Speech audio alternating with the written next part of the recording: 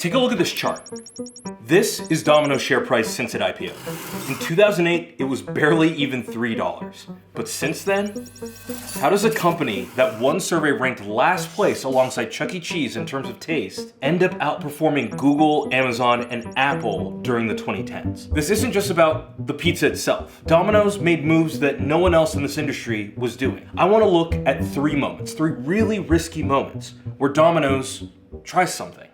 These three moments touch on every part of the business, from sales to customer experience to franchise logistics. And if any of it went wrong, Domino's was doomed. To tell the story, I'm gonna use Domino's own pizza. And by the time this pizza is complete, we should be able to understand exactly how Domino's was able to pull off this. Let's set the clock back to 2008. Domino's made their first big bet, the pizza tracker. This lets consumers see, in real time, which stage of the process their order is at. It goes from order placed to prep, bake, in the box, and finally, delivery. It lets you see the name of the person working on your order and even leave a message. Domino's technology chief said of the move, "We're filling that black box of uncertainty. Has my pizza been forgotten?" with information and entertainment. The intent was clear. We want the sales fulfillment process to be fun for you.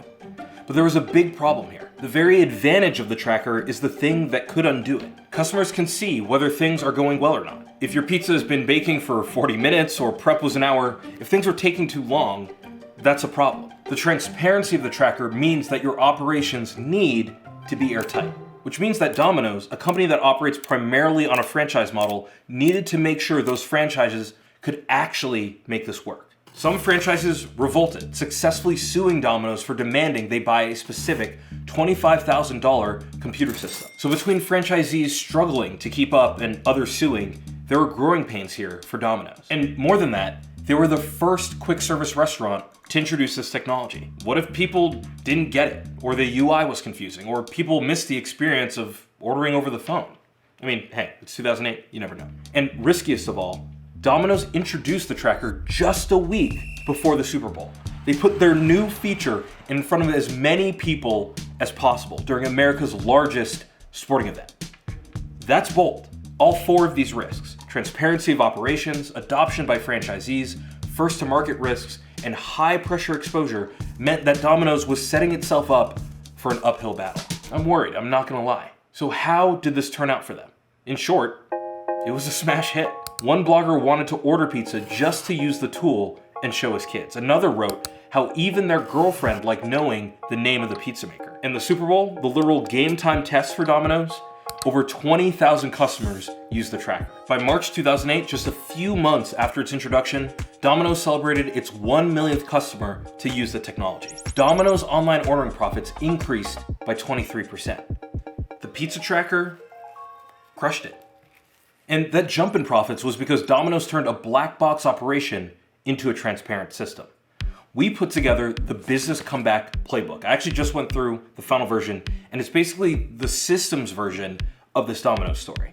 It breaks down the exact 5-step roadmap that brands like Lego and Marvel use to go from near bankruptcy to billion-dollar empires. It takes about 10 minutes to read, and it gives you the specific cheat sheet to protect your biz from the mistakes that almost killed Apple. And it's completely free.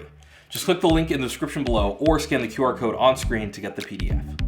But okay, remember how I mentioned that Domino's ranked dead last in terms of taste? The pizza tracker didn't fix that.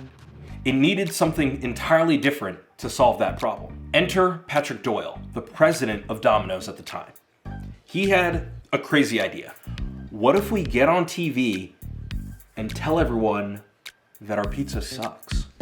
Worst excuse for pizza I've ever had. The sauce tastes like ketchup. Totally void of flavor. In December 2009, Domino's ran a campaign called the Pizza Turnaround, and was basically a public roast session. Doesn't feel like there's much love in Domino's pizza. Domino's pizza crust to me is like cardboard. Is it hard to watch this stuff? Yeah, it's hard to watch. And this was pretty wild, coming out and admitting openly that not only do you know what the feedback for your product is, but that you kind of agree with it and you're gonna do something about it. I mean, we basically had to start over with a new recipe. Domino's promised to overhaul everything. New crust, new cheese, new flavor. No more cardboard. And I'm sure you're thinking, I don't know how this could be much of a risk. It's impossible to be any worse than the worst tasting pizza. But keep in mind, the new recipe could suck, even more than the old one. And even worse, Domino's was hot on the heels of a viral scandal, a video of 2 different employees tampering with food. Special Italian sandwich. And he just put a burger on those sandwiches. Sorry I had to show you that, but this clip went mega viral by 2009 standards, getting more than 1 million views. With that fresh in the mind of consumers, people could look at this campaign and think, really? This self-flagellation is cringy, inauthentic. You really want me to believe that you guys over at Domino's HQ have had some kind of come to Jesus moment. I mean, the woman in their own ad said she doesn't think there's any love put into Domino's products. These 2 ideas put together, agree that our pizza sucks and then promise to make a better recipe, that's Domino's big move in 2009. Q1 2010, after introducing their new recipe, Domino's experienced a same-store sales growth of 14.3%, the largest single quarter growth in Domino's history. To say that this bet paid off for Domino's would be an understatement. Doyle remarks that same year that when we get people to try this new pizza, we win.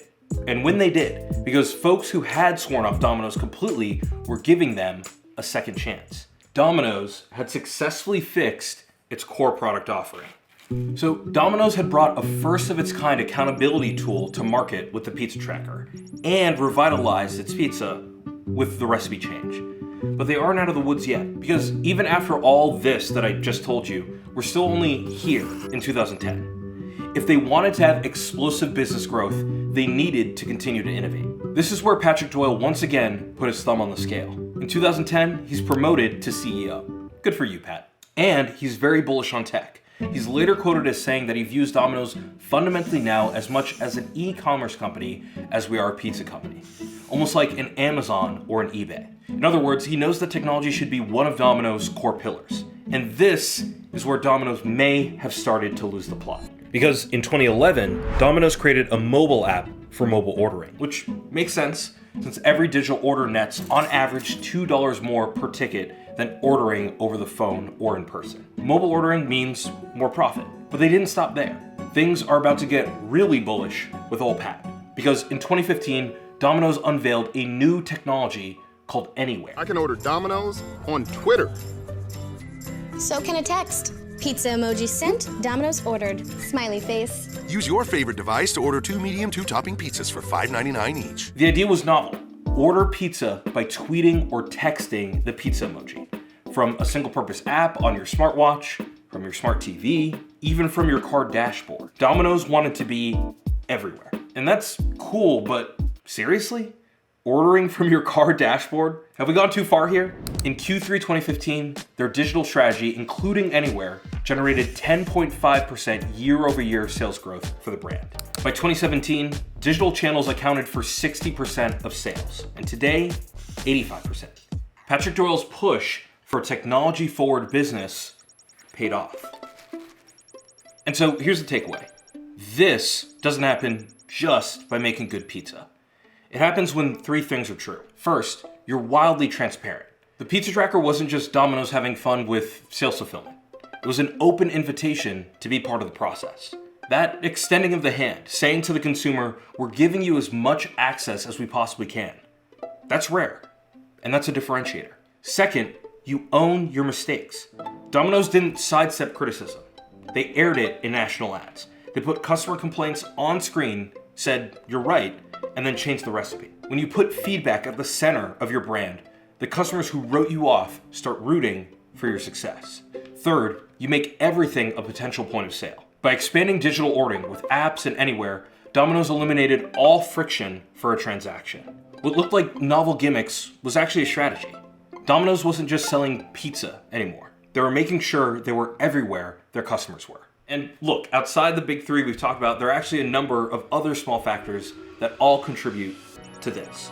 Domino's employs a strategy it calls fortressing, which establishes more stores in a given area so delivery zones can be kept tight. It also has 22 regional dough manufacturing and domestic supply chain centers that sell ovens and other hardware to franchisees. According to Quarter, these centers also prepare ingredients, including 18,000 trays of ready-to-go dough and other ingredients. And in October 2023, they announced a 5-year partnership with Microsoft to leverage AI to assist store managers in staying on top of daily tasks and inventory management. Domino's didn't win just because it made better pizza.